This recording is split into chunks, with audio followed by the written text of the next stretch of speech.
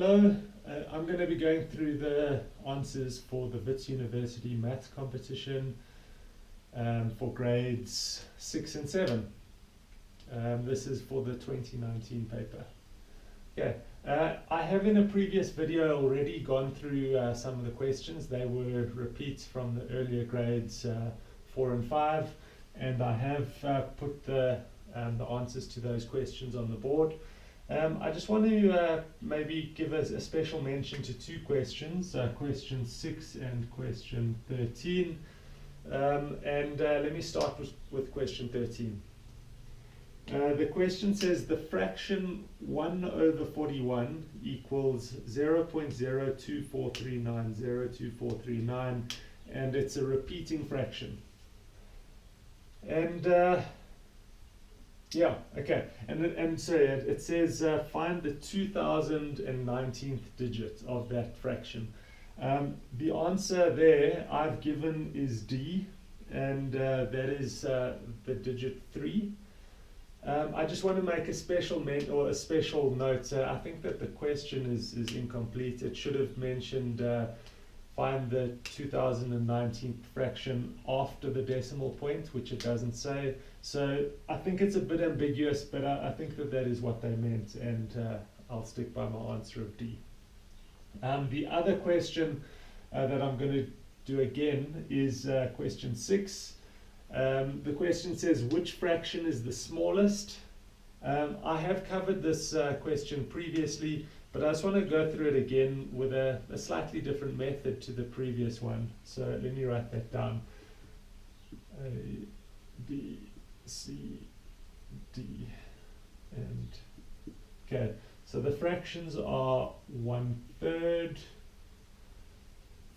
3/10, 6/9, 2/7, and 5/13. Okay, so here are the fractions that we are going to be considering. In the previous method, I assumed that most of these fractions, except for these last two, I assumed that you can easily write them as a decimal expansion, and I said that 1/3 is 0.333 recurring, 3/10 is 0.3, and 6/9 is 0.666 recurring.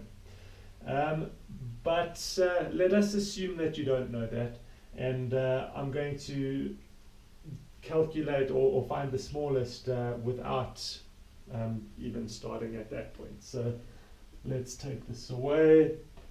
Okay, so first up, let's take 6/9, 6/9, and we can divide top and bottom by 3. What we're left with is 2/3.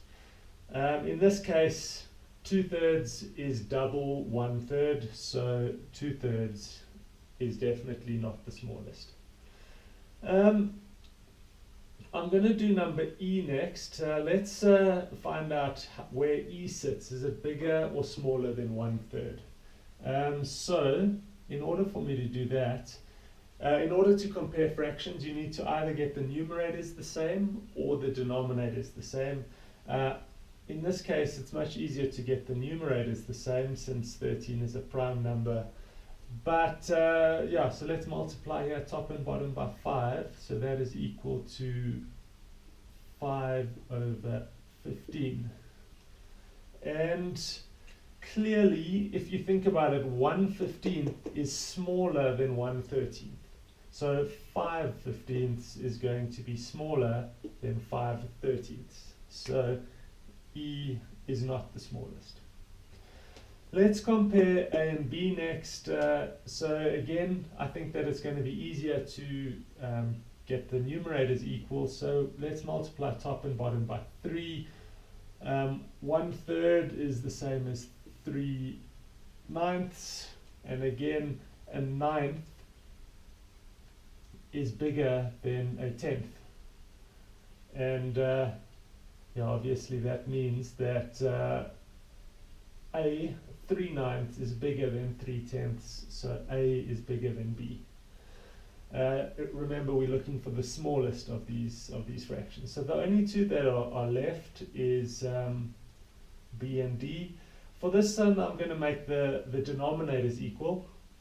So let's see, if we multiply top and bottom here by 10, we're going to get 20 over 70. Here I'm going to multiply top and bottom by 7, and that's 21 over 70.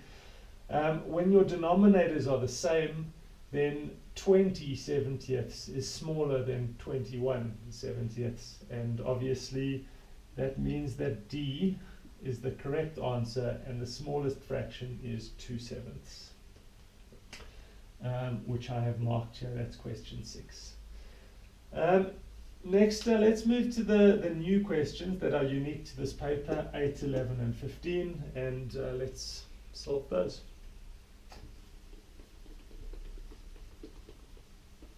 So, as I said earlier, if you want to see a method for the previous answers, you're welcome to look at the previous video that I did for the grade 4s and 5s. Okay, so question 8. It says, find the area of a square with perimeter 12 centimeters.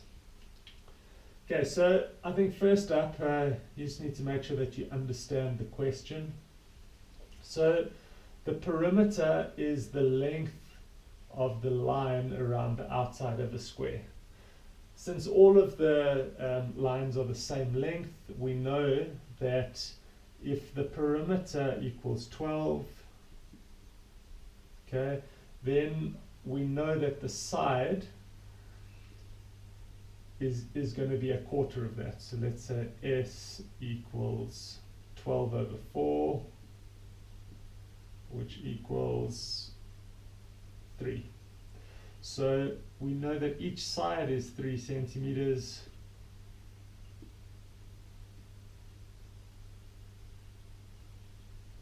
Okay, and if each side is 3 centimeters, obviously that all adds up to 12. But now the area of the square is going to be 3 times 3. And in that case, this area is 9. The reason that works is if you start with a square that's, let's call that 1 by 1, then the area here is 1. If you double this length to 2, can you see?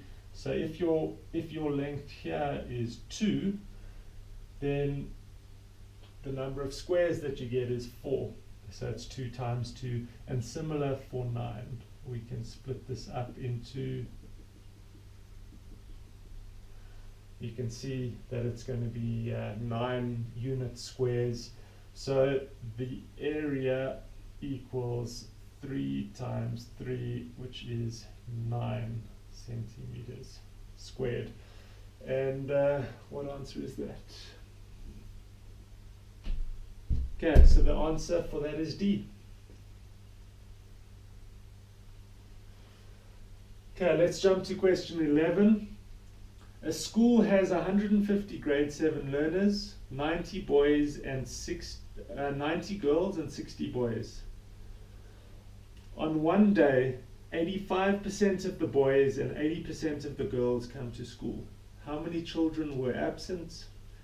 How many children did not come to school on that day? Okay, so they want to know how many children were absent. Let's write down what we have. So we know that there are 90 girls. So that's 90 girls, and boys, there were 60 boys. Then it says 85% of the boys, so let's say 85%, let's just make a note, and 80% of the girls are present.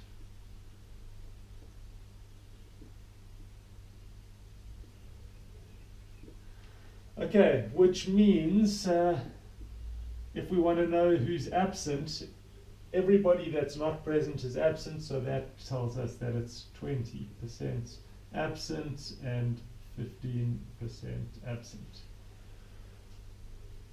Let's write it here.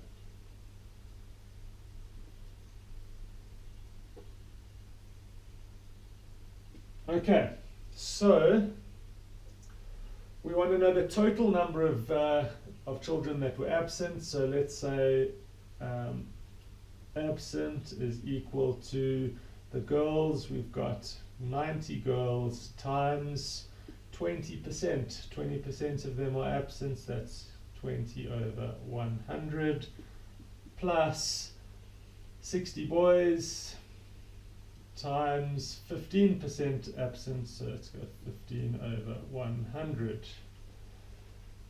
If we want to calculate this, I'm going to simplify the fraction first. It's much easier to work with smaller numbers, so let's cancel one zero there, another zero there. So here we've got 9 times 2 over 1. So 9 times 2 is 18.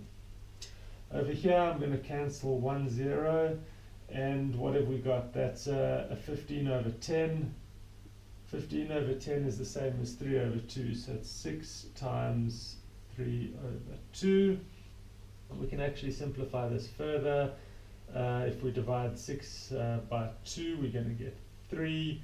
3 times 3 is 9. So we've got 18 plus 9, which is 27.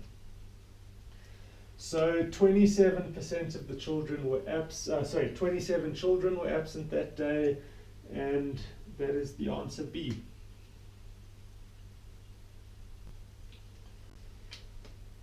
Okay, and the last question is, let's see, if all 4-digit numbers, if all 4-digit whole numbers are written down, that is the whole numbers between 1,000 and 9,999 inclusive, how many will contain at least 1 5? Okay, so let's write that down.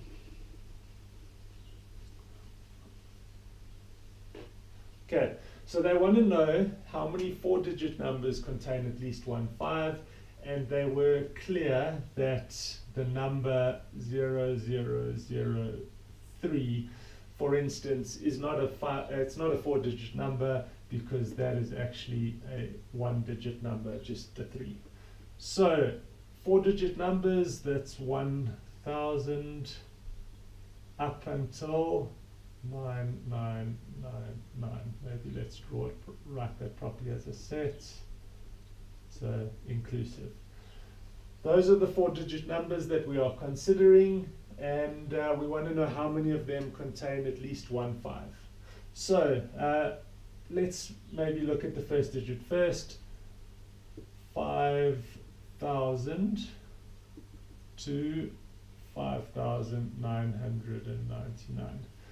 If the first digit is a 5, then it has at least 1 5. So how many numbers have at least 1 5 in the first digits? There are 1,000 numbers in that range. Remember, you've got to count the 5,000 as well. So we've got 1,000 options there. Let's look at the next option. Let's say the second digit is a 5. So we've got 500 to 599. Okay, let's not worry about the first digit yet. There are 100 ways that we can get this possibility. Okay, so it's 100, but I'm just going to write an X in front. X is any number or any digit, except we've already counted the option where X is 5. So we're going to say that X is an element from 1, 2, 3, 4, not 5, 6, 7, 8, and 9. We can't say that X is 0, because then our number is not going to be in the range. It's only going to be a 3-digit number. So there are 8 possible options to choose for X. So let's multiply that out. 8 times 100 equals 800. Okay, let's see what happens if the third digit is a 5. So we want 50 to 59, and there are 10 possibilities there. So let's write that down first. Okay, but we've got x and y. Okay, and in this case, x as before can be any digit as long as it is not at any digit except 5 and 0. But now y, let's see, what can y be? Y is an element of, y can be a 0. So let's go 0, 1, 2, 3, 4. We know that y isn't a 5 because if y is a 5, then we've already counted it above. 6, 7, 8, and 9. So we've got 8 options for x, 9 options for y. So let's go 8 times 9 times 10. And what does that equal to? 8 times 9 is 72, times 10 is 720. Okay, let's look at the last possibility to get a number that has at least one 5. We just know that the last digit is a 5. Okay, and again, let's put x, y, and z. X, y, and z are just the placeholders to represent this number. We know that again, x can't be a 0, it can't be a 5, but it can be any other digit as before. Same for y, and z is the same. 0, 1, 2, 3, 4, 6, 7, 8, and 9. Okay, so again there are 9 possibilities for z, and we can't have z as a 5 as before, because then we will be double counting with these solutions. Okay, so we want to do 8 times 9 times 9. Okay, so and yeah, we can put times 1 at the end if you want, because there's no range here. There's only one way for the last digit to be a 5. Okay, let's quickly do this calculation.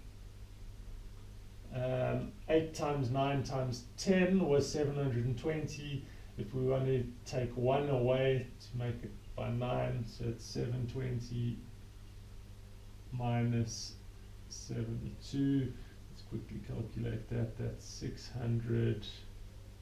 Last digit is an 8. 11 minus 7 is 4. 648. Okay, and let's add all of this up. So 1000 plus 800. I'm just going to do it in steps. This is 1800. Okay, 1800 plus 720. It's 2000. Sorry, 2520. And let's see, if we add 648, 2520 plus 648, so it's 8613, 3168. And let's see, is that one of our options? Yes, it is. Option D. There we go.